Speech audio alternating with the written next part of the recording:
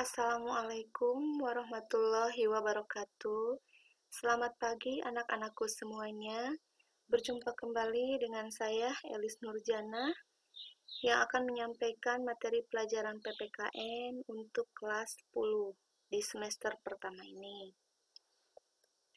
Anak-anakku semuanya, hari ini kita akan membahas tentang kedudukan dan fungsi Kementerian Negara RI dan lembaga pemerintah non-kementerian.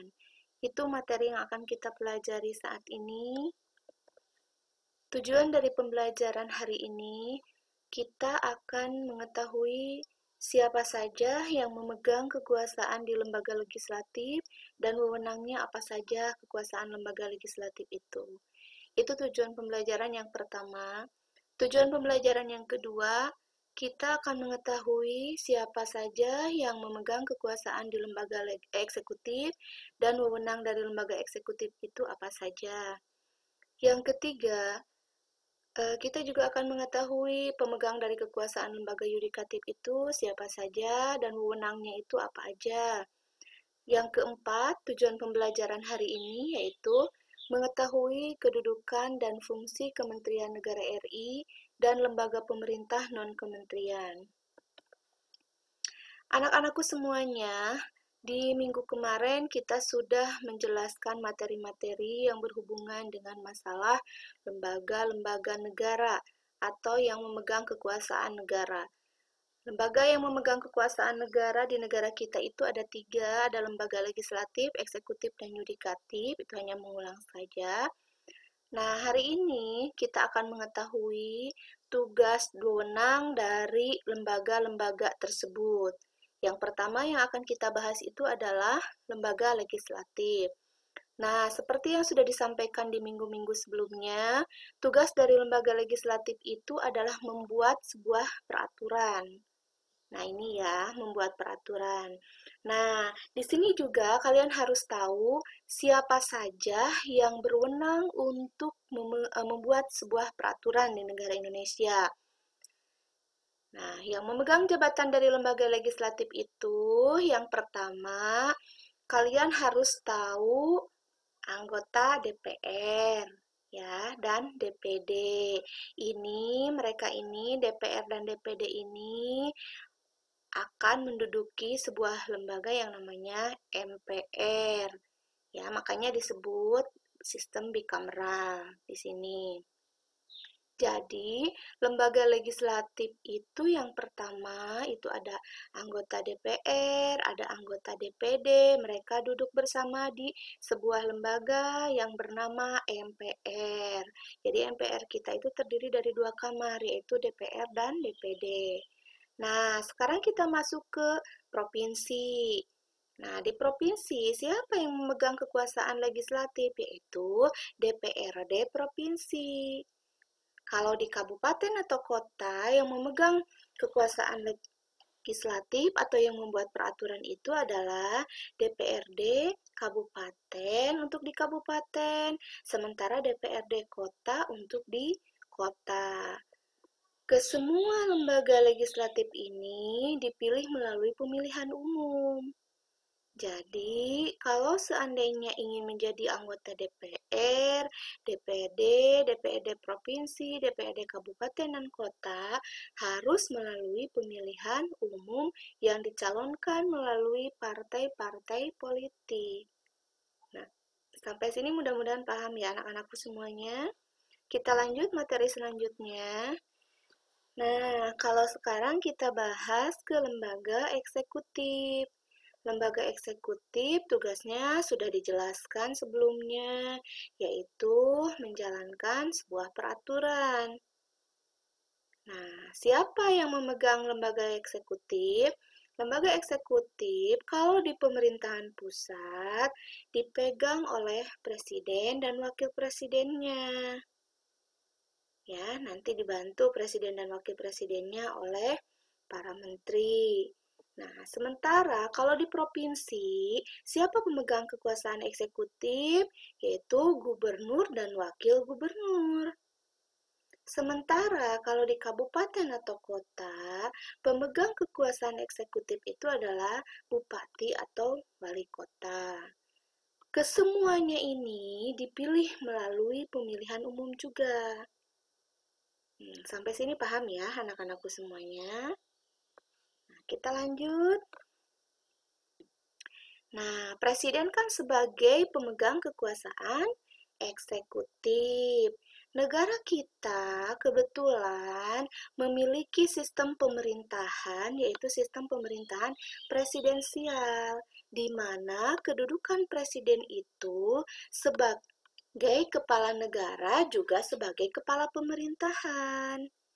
Ya, sebagai kepala negara juga sebagai kepala pemerintahan. Itu konsekuensi dari sistem pemerintahan yang dianut oleh negara Indonesia. Nah, supaya kalian bisa lebih jelas kembali apa saja wewenang dari presiden, nah, kalian bisa lihat di dalam Undang-Undang Dasar NRI 1945 atau kalian juga bisa buka di buku paket kalian yang dibagikan oleh pemerintah. Itu ada wewenang dari presiden yang memiliki kedudukan sebagai kepala negara juga sebagai kepala pemerintahan. Itu bisa dibaca oleh kalian sendiri. Jadi bisa dibedakan. Ya, seperti itu. Lanjut anak-anakku semuanya. Nah, karena tugas presiden itu sangat banyak, jadi presiden itu dibantu oleh wakil presiden dan menteri-menterinya. Ya, menteri-menterinya itu diangkat oleh presiden, diangkat dan diberhentikan juga oleh presiden. Sehingga menteri-menteri harus bertanggung jawab kepada siapa? Yaitu kepada presiden. Ya, karena konsekuensi dari pengangkatannya dan diberhentikannya juga oleh presiden. Nah, setiap menteri yang ada di negara kita membidangi urusan-urusan tertentu. Sudah ada pos-posnya, sudah ada tupoksinya masing-masing, sudah ada bagiannya masing-masing. Nah, di sini pembentukan, baik itu pengubahan dan pembubaran kementerian negara diatur oleh undang-undang. Lebih jauhnya nanti kita bisa lihat bagaimana aturan yang mengatur tentang kementerian negara di dalam undang-undangnya. Ya, seperti itu.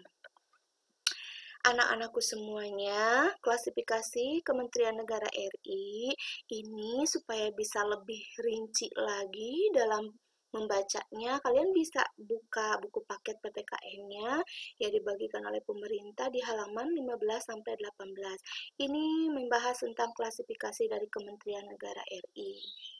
Ya, bisa dibaca oleh kalian sendiri. Nah, selanjutnya kita bahas ke lembaga pemerintah non-kementerian.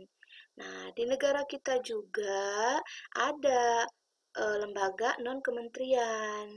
Ya, dibentuknya oleh siapa? Dibentuk oleh pemerintah. Dalam rangka apa? Dalam rangka membantu presiden dalam melaksanakan tugas di dalam pemerintahan yang tertentu. Nah, mereka ini di bawah presiden dan bertanggung jawab juga langsung kepada presiden. Ya, pertanggungjawabannya melalui menteri atau pejabat setingkat menteri yang terkait. Nah, kalian harus tahu contoh dari lembaga pemerintah non-kementerian. Contohnya ada Badan Intelijen Negara, ada Badan Narkotika Nasional, ada BKE, ada Badan POM juga, dan lain-lain. Untuk lebih jelasnya, bisa kalian baca di dalam buku paket yang dibagikan oleh pemerintah. Ya, seperti itu. Nah, yang terakhir kita bahas tentang lembaga yudikatif. Kalau lembaga yudikatif, tugasnya adalah mengawasi jalannya sebuah peraturan. Siapa saja yang memegang kekuasaan yudikatif? Yang pertama itu ada Mahkamah Agung, yang kedua ada Mahkamah Konstitusi, dan yang ketiga ada Mahkamah Yudisial. Nah, tiga lembaga ini berada di dalam lembaga yudikatif yang memiliki wewenang mengawasi jalannya peraturan yang ada di negara Indonesia. Ya.